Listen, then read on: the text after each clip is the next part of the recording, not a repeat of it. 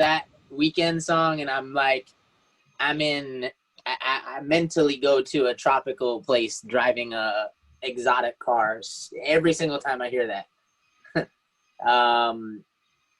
With that being said, let's get started into recruiting. And the first thing I want to start with is mentality, because where our recruiting is extremely down.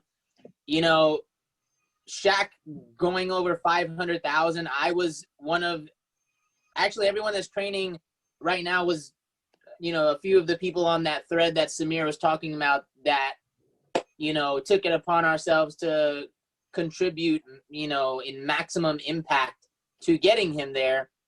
Ultimately, it's because we know that when we get him, over diamonds, it's because our income is going up. And I looked at my income, and it truly has gone like 400, 500% increases throughout this pandemic.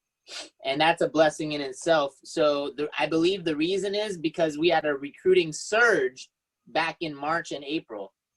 We need to get back to that because recruiting is extremely down, and you guys on this call are not going to get what you came to Primerica to get, truthfully in its maximum form unless you start recruiting. And here's the mentality behind it. Before I start into my presentation, I want to go through a story. Everybody is nervous or embarrassed or however you feel about prospecting, because, how do I know that? Because recruiting's down. And if recruiting was up, I would know that that you don't care about what others think about you. You would get prospects daily. You would spread the good news that we have an incredible opportunity to work from home, make your own schedule. You wouldn't care. And I'd like to read a story here. And it comes from the 7 Habits of Highly Effective People. If you have not read this book, this should be the first thing you do when you get off this call, is get it off of Amazon now. Because this is when I read a lot of books. This has changed my life. And it says, for those who believe that you're a product of your circumstances and that a stimulus equals a response, let's take into consideration the catalytic story of Viktor Frankl. Okay, Frankl was a determinist raised in a tradition of Freudian psychology, which postulates that whatever happens to you as a child shapes your character and personality and basically governs your whole life. The limits and parameters of your life are set and basically you can't do much about it. Frankl was also a psychiatrist and a Jew. He was imprisoned in the death camps of Nazi Germany, where he experienced things so repugnant to our sense of decency that we shudder to even repeat them. His parents, his brother, his wife died in the camps or were sent to the gas ovens. Except for his sister, his entire family perished. Frankl himself suffered torture and innumerable indignities, never knowing from one moment to the next if his path would lead to the ovens or if he would be amongst the saved who would remove the bodies of or shovel out ashes from those so fated. One day, naked and all alone in a small room, he began to become aware of what he later called the last of the human freedoms. And this is where I want to be. The freedom his Nazi captors could not take away. They could control his environment. They could do what they wanted to his body. But Viktor Frankl himself was a self-aware being who could look as an observer at his very involvement. His basic identity was intact, and he could decide within himself how all of this was going to affect him, between what happened to him or the stimulus and his response to it. was his freedom or power to choose his response. And that really stood out to me earlier this week when I read it, because so many people are being a victim of their circumstances during COVID-19. When COVID-19, you know, it's a pandemic, but so was the you know, the everything having to do with what happened during the, you know, the Nazi and the Jew time frame. You have the power to decide what your outcome is going to be during this pandemic, and the best portion of what you of making decisions is you get to control everything. You're in control. So I'd like to make prospecting a habit, like brushing your teeth, guys. And in this book of 7 habits,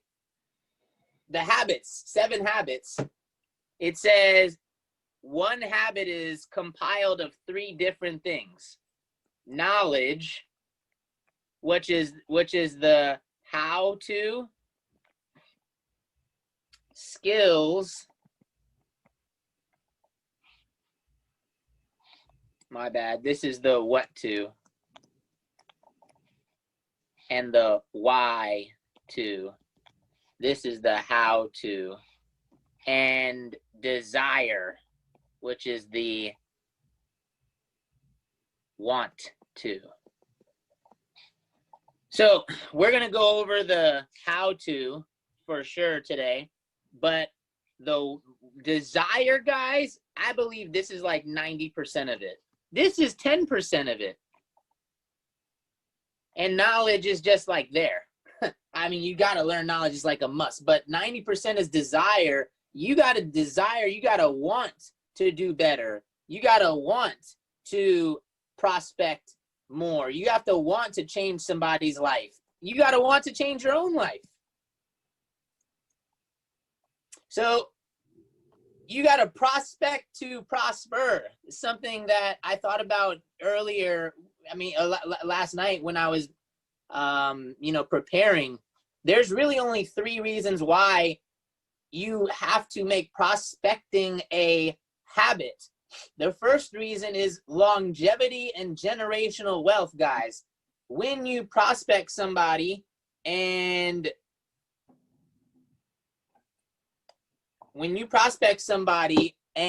offer them the opportunity, you're in turn, it's like when you invest into a IRA, you are creating an investment for the future that will return 10, 20, 30, 100-fold. A Chinese proverb, I don't want to botch this, but it says, if you want to, you know, if you want to see short-term wealth, invest into, you know, like stocks or something.